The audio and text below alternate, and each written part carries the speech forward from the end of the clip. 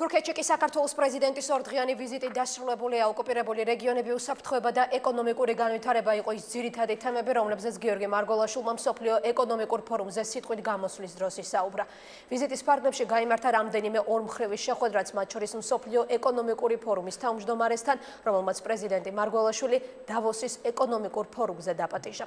რატი მუჯირი აშუქებდა თურქეთში პრეზიდენტის ვიზიტს, ის ახლა სტამბოლიდან გვერდება, რატი გისმენთ. მსოფლიო ეკონომიკური ფორუმის ორდღიანი სესია სტამბოლში დასრულებული არის. გიორგი მარგველაშვილმა სამუშაო ვიზიტი თურქეთის რესპუბლიკაში დაასრულა ფორუმზე სიტყვით გამოსვლით.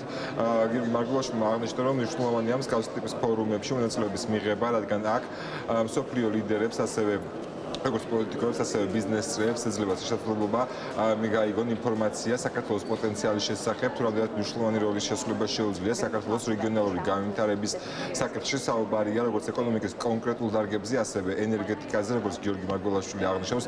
ამ ორი დღის განმავლობაში ორმხრივი შეხვედრებიდან თუ ფორუმში მონაწილეობის მიღებიდან საკმაოდ დიდი შედეგი შეიძლება იქნას გამოტანილი, რადგან კიდევ ერთხელ გაესვა ხაზი საქართველოს მნიშვნელობას რეგიონალური განვითარებისთვის.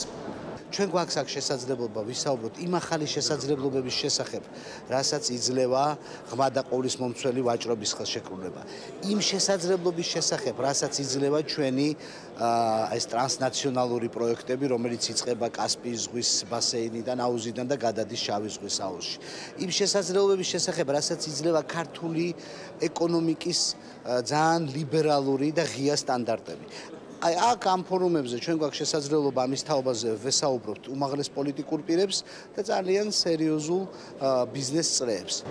ფორუმზე სიტყვით გამოსვლისას გიორგი მარგველაშვილმა ხაზი გაუსვა უსაფრთხოების საკითხებს რეგიონში და შეადარა ყირიმის ანექსია, აფხაზეთისა და საქართველოს ოსეთის ოკუპაციასთან და აღნიშნა, რომ უკრაინა ახლა ისჯება იმისთვის, რომ მან აირჩია ევროპული მომავალი, ხოლო საქართველოს რუსეთმა დასაჯა 2008 წელს და ყირიმის ანექსია და საქართველოს ოსეთის და აფხაზეთის ოკუპაცია ერთ კონტექსტში მოიხსენია. მან აღნიშნა, თუ რამდენად მნიშვნელოვანია რეგიონის მშვიდობიანი განვითარება და რეგიონში უსაფრთხოების ნორმების განმტკიცება და გამყარება იმისთვის, რომ მოხდეს მთლიანი შავი ზღვის აუზის ქვეყნების და ამ რეგიონის განვითარება მშვიდობიანი გზით გაძლიერებისთვის.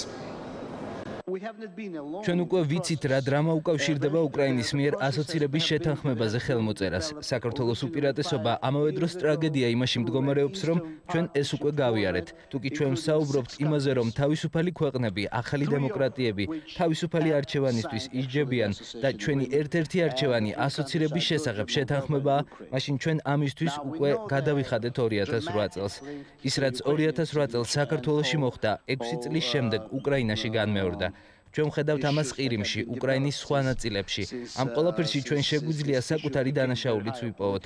ან 6 წლის განმავლობაში რომ გვემუშავა ეფექტურად საქართველოს ოკუპაციის საკითხი, განხილული რომ ყოფილიყო ყველა საერთაშორისო ფორუმებზე, ჩვენი ევროპელი და სხვა დასავლელი პარტნიორების მიერ ასე ადვილი არ იქნებოდა უკრაინაში დრამატული სცენარის განმეორება.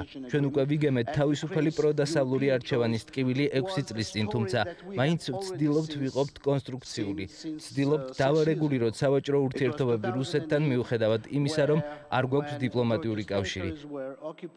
კიდევ ერთი შედეგი, რომელიც მსოფლიო ეკონომიკურ ფორუმზე ქართული დელეგაციის მონაწილეობას მოყვა, არის, რომ საქართველო და გიორგი მარგველაშვილი მიიწვიეს დავოსის ეკონომიკურ ფორუმზე და როგორც ჩვენთან საუბარში აღნიშნავენ, პრეზიდენტის ეკონომიკის მრჩეველი ძალიან მნიშვნელოვანია ამ ფორუმში მონაწილეობის მიღება, რადგან მოხერხდება მნიშვნელოვანი ინვესტიციების მოზიდვა ქვეყანაში, ხოლო პრეზიდენტის მრჩეველი საგარეო საკითხებში განმარტავს, რომ ფორუმზე შესაძლებელია წავიდეს როგორც პრემიერი, ასევე პრეზიდენტი. საქართველოს იყო საკმაოდ დიდი დელეგაციის წარმოდგენილი იმისათვის, რომ მაქსიმალური შედეგი იქნეს მიღებული. ეს არის ფორუმი, რომელზედაც შეიძლება პრეზიდენტი წავიდეს, პრემიერიც წავიდეს, შეიძლება პრეზიდენტი და პრემიერიც ერთად წავიდეს. ყოველ შემთხვევაში ის ღონისძიება, რომელიც ახლა ტარდება, ეს ფაქტიურად დავოსის ეკონომიკური ფორუმის ნაწილი არის. უბრალოდ ამ ფორუმს, ძირითადი ფორუმი ტარდება ხოლმე დავოსში და აქვს კიდე თავისი გასვლითი ღონისძიებები და მას ღონისძიებაზე ვიმყოფებით ერთად.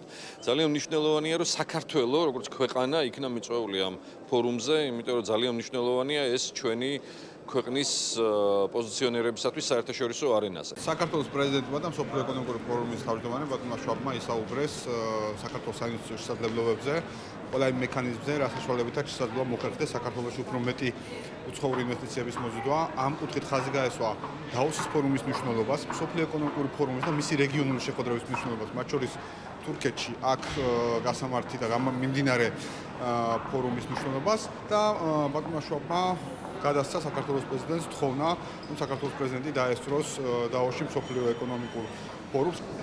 ორდღიანი ფორუმის მსვლელობისას გიორგი მარგველაშვილმა რამდენიმე ორხევი შეხვედრა გამართა, მათ შორის შეხვედრა გამართა როგორც თურქეთის პრეზიდენტთან, ასევე ყირგიზეთის პრეზიდენტთან.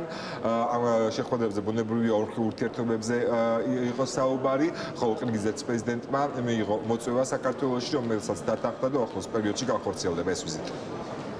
რატი მოჯერი საუბრობდა პრეზიდენტის ვიზიტზე სტამბოლიდან.